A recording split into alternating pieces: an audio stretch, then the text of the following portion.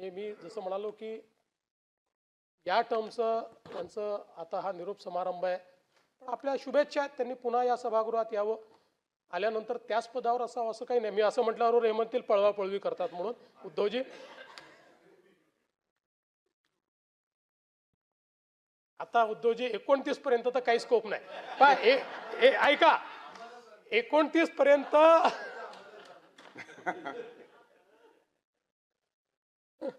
आम्हाला तिकडे याचा स्कोप उरला नाही. 29 तुम्हाला इकडे याचा स्कोप आता विचार करता येईल, म्हणजे त्याचा विचार आपण वेगळ्या पद्धतीने करू, पण आम्हाला तिकडे जायचा स्कोप हा काही या ठिकाणी उरलेला नाही.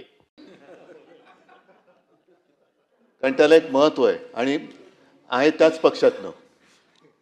मला अंबादासजींचं कौतुक ऐकायला फार बरं वाटलं, कारण काही जण असे आहेत की आज कौतुक करत जरी असले तरी जेव्हा मी अंबादासना उमेदवारी दिली तेव्हा जरा त्यांचे चेहरे वेगळे होते. आज आत्ता मुख्यमंत्री इथे नाही आहेत, नाही तर मी अत्यंत मोकळेपणाने जाहीरपणाने मुख्यमंत्र्यांना धन्यवाद देतोय आणि प्रांजळपणाने कबूल करतो की तुम्ही तुमच्या भाजपच्या किंवा संघाच्या मुशीत तयार झालेला एक चांगला कार्यकर्ता मला दिलात किंवा मी घेतला, म्हणून मी त्यांना धन्यवाद देतोय. आता हे धन्यवाद जसे मी त्यांना देतोय तसे ते मला धन्यवाद देऊ शकतील की नाही, कारण माझ्याकडनं जे त्यांनी घेतलेत त्यांना आज सकाळी अंबादासजीने एक जे आंदोलन केलं ती भेटवस्तू द्यायची आहे, तो भाग वेगळा. पण अंबादास, मला तुमचा खरंच अभिमान आहे आणि या शिवसेना प्रमुखांना सुद्धा अभिमान तर वाटत असेल, पण हळहळ सुद्धा वाटत असेल की अरे याची एक पहिली टर्म ही पूर्ण होते. साहजिकच आहे, आपण किती शिकलो त्यापेक्षा काय शिकलो आणि त्याचा उपयोग हा जनमानसासाठी काय करून देतो आहोत हा एक प्रश्न आहे. पदं येतात आणि पदं जातात, पण शेवटी जनतेच्या मनामध्ये आपली प्रतिमा काय म्हणून राहते हे आपल्या आयुष्याचं फलित असतं. अनेक जण धडपडत असतात की मला पद मिळालं पाहिजे, माझं पद टिकलं पाहिजे. पद टिकवण्यासाठी म्हणजे आता जसा उल्लेख झाला की अंबादास तुम्ही सोन्याचा चमचा घेऊन जन्माला आला नाहीत, पण भरलेल्या ताटाची प्रतारणा पण केली नाहीत. ज्यांनी ताट वाढून दिले त्या पक्षाची प्रतारणा पण केली नाही. नाहीतर त्या ताटामध्ये जे आहे ते माझंच आहे, पण आणखीन मिळावं म्हणून आणखीन दुसऱ्या रेस्टॉरंटमध्ये जायचं असा अपराध तुम्ही केला नाही. त्याच्याबद्दल खास तुम्हाला सगळी जनता ही धन्यवाद देत असेल. तुमची कल्पकता ज्याचा उल्लेख मुख्यमंत्र्यांनी सुद्धा केला, हा माणूस एक कल्पक आहे. म्हणजे साधा शिवसैनिक असल्यापासून मी त्यांच्याकडे बघतो आहे, काही ना काहीतरी करत असतात आणि अभिनव पद्धतीने करतात.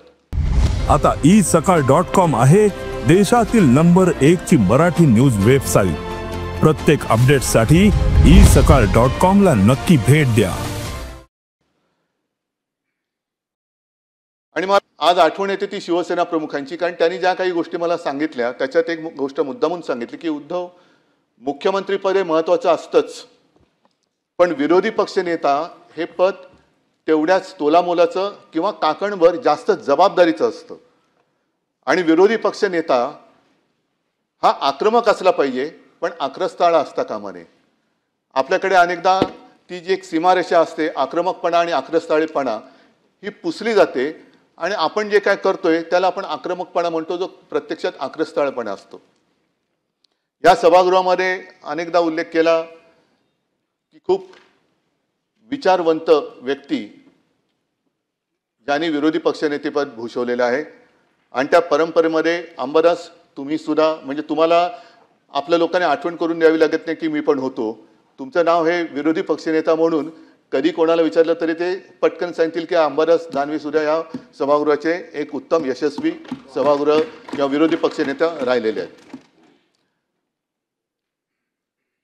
आता विरोधी पक्षनेता मला आज आणखीन एक आठवण येते. या सभागृहात त्या असतील किंवा नसतील मृणालताई गोरे, त्यांच्यावरती एक मी लेख वाचला होता. कारण ती माणसं सगळी वेगळी होती. मृणालताई गोरे होत्या, विरोधी पक्षनेते होत्या, दुसरे केशवराव धोंडगे खाली विरोधी पक्षनेते होते नव्हते कल्पना नाही, पण त्यांचं भाषण ऐकायला मी एकदा मुद्दामून सभागृहात खाली गॅलरीत आलो होतो. मला असं वाटतं की शरद तापकिरे, जर कदाचित चुकत असेल तर करेक्ट करा, शरद तापकिरे नावाच्या एका इसमाचा कारागृहात मृत्यू झालेला आणि त्याच्यावरती त्यांनी जे काय भाषण केलं होतं ते सभागृहात मला असं वाटतं की त्याचे कपडे रक्ताळलेले कपडे घेऊनच आले होते आणि संपूर्ण सभागृह स्तब्ध होऊन ऐकत होतं, असं थरारून गेलं होतं. ती जी काही ताकद असते, मृणालताई गोरेंचं जे मी तुम्हाला सांगत होतो, मृणालताई गोरे सुद्धा कधीही पदासाठी डचमळल्या नाहीत, नाहीतर त्याही मंत्री होऊ शकल्या असत्या, झाले असतील जनता पक्षाच्या काळात किंवा आणखीन काही मोठी पदं त्यांना मिळाली असतील, पण ते एका विचाराला निष्ठेने कायम राहिल्या. परत येतात परत जातात, पण मी ज्या विचाराला धरून या क्षेत्रात आले तो विचार मी कधी सोडणार नाही. ठीक आहे, आम्ही सुद्धा त्यांना त्यावेळेला विरोध करत होतो, पण विरोधात असल्या तरी त्यांच्या निष्ठा ह्या तुम्हाला मानाव्याच लागतील. महाराष्ट्रातील सर्व बातम्यांचे विश्वासार्ह व्यासपीठ, सकाळच्या सर्व सोशल मीडिया प्लॅटफॉर्मला लाईक, फॉलो आणि सबस्क्राईब करा. तसंच सर्व नोटिफिकेशनसाठी बेल आयकॉन प्रेस करायला विसरू नका.